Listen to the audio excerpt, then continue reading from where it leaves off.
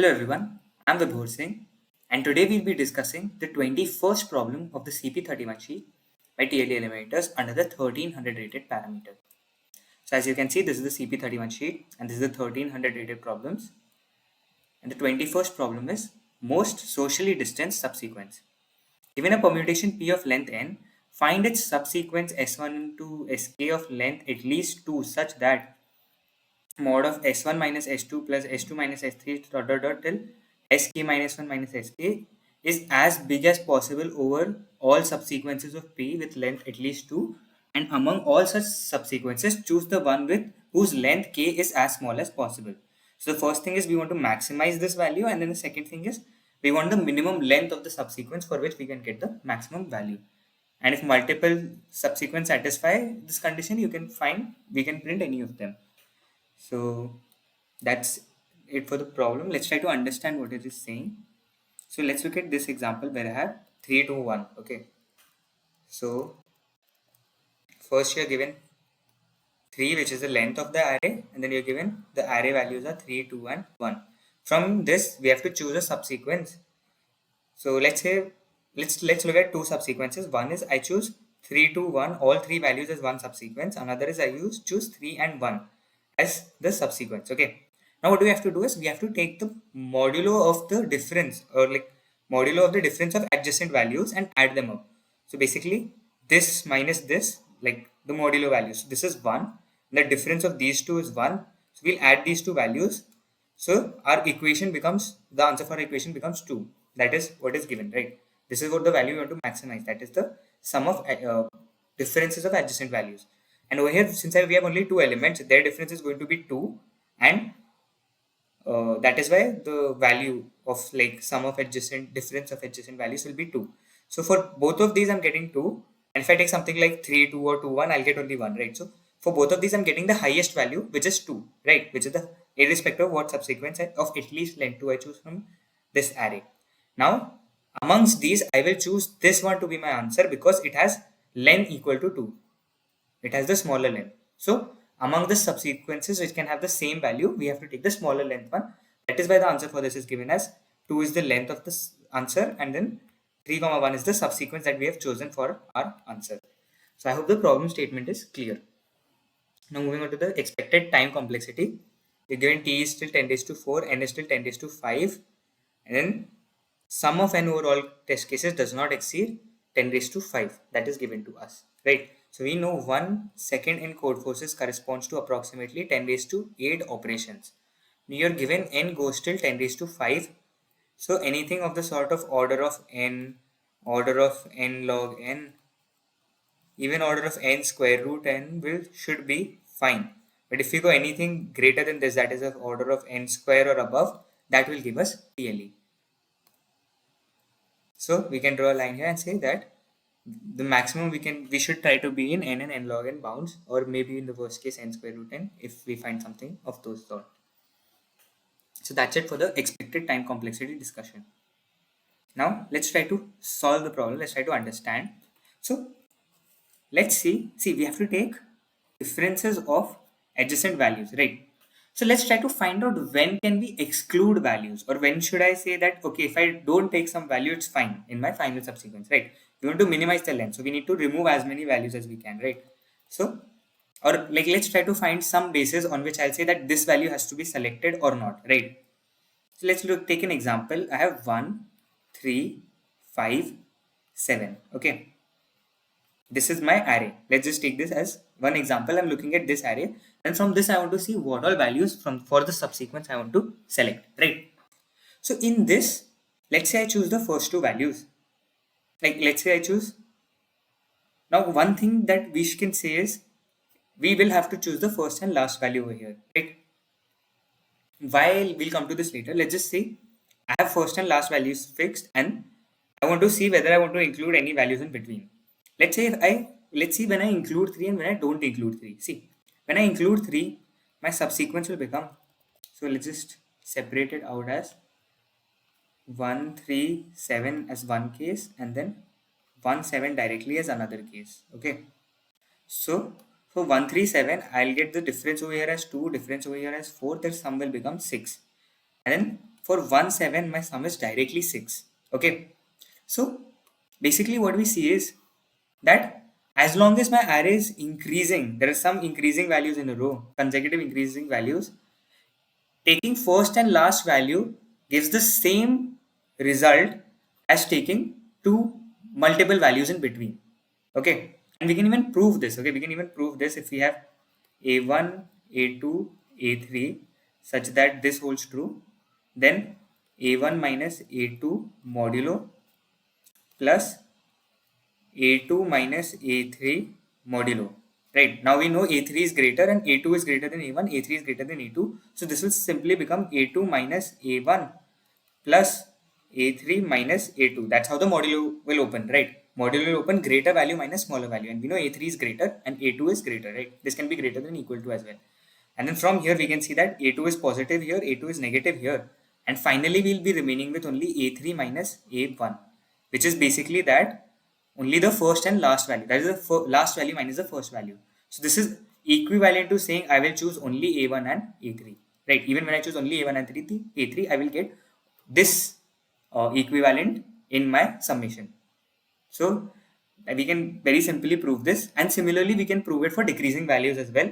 So I get a very simple basis that if I have any values of the sort like this that they're increasing, I can take the first and last values. Okay, I can take the first and last values, and let's say after this something is decreasing. So even for decreasing, again taking the first and last value will give me the same, yield me the same result as taking some values in between. So I can say that all these values in between can be omitted. All these values in between can be omitted. So my final array would just become the first and last values of increasing and decreasing subarrays, or like increasing decreasing subarray lengths. Like as long as the continuous subarray is increasing, I will not include it. I'll include the last value, and then similarly for decreasing. So like if I try to, let's say, plot the values, that is if I like try to plot the array values based like index and value way, like that, something like that. So my graph can look something like it is increasing, increasing, increasing, increasing, then it's decreasing, decreasing, then it's increasing, increasing, something like this. So my answer should have values like this, that is the all the peak values or the extreme values where the sign changes of increasing and decreasing, or the sign of the slope changes for plotting, right? Now we don't like, this is a visualization of what we'll be finding for the answer, right? Because as long as it is increasing, choosing any values in between does not affect our answer, so we can omit them. And on a converse, I can prove that I should not exclude any of these extreme values. That is, see, first we prove that we can remove these values, right? Now let's try to understand why we cannot remove any of these three values, 1, 10 and 5. Okay, so I have 1, I have 10, and then I have 5. Okay, so let's say if I exclude 10, see, right now my value for the equation is 9 and 5, and the summation is 14, right? But if I exclude 10, I will have only 1 and 5, where my summation will become only 4. Okay, or my equation will become only 4. So that is why I cannot just exclude values of the extreme, or values where before the value, let's say the array was increasing, and then after this value the value array is decreasing, or vice versa. That is, it forms a peak of some form, either a upward peak or a downward peak in a plot. So that is the visualization of it, but I hope the idea is clear that a continuous increasing subarray for a continuous increasing length, we can take the first and last values. Similarly for a continuous decreasing length. So if I have something like, you might say, let's say this sign never changes, right? That is, I have 1, 3, 5, 7, 15. This is my entire array. My sign never changes. In that case, I want to keep only the first and last values. And from here we get that, yeah, first and last values should always be taken as a part of our answer. So that's it. I hope the problem is clear to you. Every chunk of array that has the same either increase, every that is like, let's say, continuously increasing or is continuously decreasing, that is, it is sorted in some manner. Every chunk that is sorted in some manner, I will just take the first and last value of that chunk, or of that subarray. So let's try to understand this with the code. Okay. So this is the code of the problem. We take number of test cases as input n, and then the array as the input. After that, I created the vector answer in which I have first pushed back a of 0. Okay, and then for each value from 1 to n minus 2, that is I less than n minus 1. See, why are we doing 1 and n minus 2? That is like I am less than n minus 1, because a of 0 is already pushed. That is the first value will always be pushed in the array, and also the last value will be pushed in the array. So we are checking only for the middle values, and at the middle values we want to check whether the sign changes or the slope changes, right? Something like that, like whether it's a peak or not. For this I have used this equation. So what is this? Let's come to that. See, I have an increasing length, that is, let's say 3, 15, and then after 15 it starts decreasing. So here there are smaller values. Then after 15 again it starts decreasing. 15 is a peak, so there is, let's say 10, and then there are smaller values. So 15 is a peak. Okay, how do I identify this peak? What I have done is, what we can do is, see, if I do the basic difference of 15 minus 3, that is ai minus ai minus 1. Okay, ai minus ai minus 1.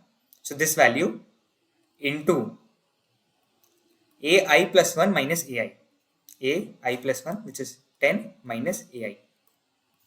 So this product will be negative. Why will it be negative? Because see, the slope is changing right now, or like basically, if the array is increasing, I minus I minus 1 would be, or one value ahead, I plus 1 minus I would be positive if the value is increasing currently. And if it is decreasing, I plus 1 minus I would be negative. So some positive into negative will give me a peak value. Okay. Like, I hope this part is clear. Like, if even if we do conversely, that is, if we have 15, then 4, then 11. Okay, that is 4 is a downward peak, or it's a some minimum peak. Okay, then even in this case, if I do the same equation, that is 4 minus 15, that is ai minus 1 into 11 minus 4, that is ai plus 1 minus ai. Sorry, 11 minus 4. ai plus 1 minus ai. So if I do this product, this will be negative. Why are these products negative? This value is going to be positive, this value is going to be negative. Similarly over here, this value is going to be negative and this value is going to be positive. So whenever there is a peak, our product will be less than 0. And contrarily, if it is not a peak, our product will be greater than 0, because both the values will either be positive or both the values would be negative. If the one value is positive and other is negative, only then we are getting a peak, and only then we are getting this product less than 0. So that is why I have gotten this equation that 1 LL, this we are doing just to avoid any integer overflows. So 1 LL into AI minus AI minus 1. So A of I minus A of I minus 1 into 1 LL into A of I minus A of I plus 1 minus A of I. So the product of these two values, if one of them is positive, other is negative, then in the answer I'm pushing back A of I. Okay, let's put this on the next line. So if this condition holds true, then I am pushing back A of I, and in the end I'm pushing back n minus 1. Then I'm printing first the size of the answer and then the values in our answer. So I hope the overall problem is clear to you. Now let's discuss the space and time complexity. So first we are taking the inputs, which is of, so this is of order of n, taking the inputs. Then this entire loop will run in order of n, in which we're just checking an if statement and we're printing the answer, or we are pushing back values in the array, which will all be constant time complexity operations. So the entire loop will run in order of n, and finally even printing the answer overall will run in order of n, right? So total time complexity will just become order of n, or like sum of n overall test cases, which is given to be as the bound of 10 raised to 5. And for space complexity, we have taken a vector a of length n as input, and our answer vector can have maximum all the values in the input vector, that is maximum length of our answer can also be n itself. So space complexity is also equal to order of n. So I hope you're able to understand the solution. Thank you.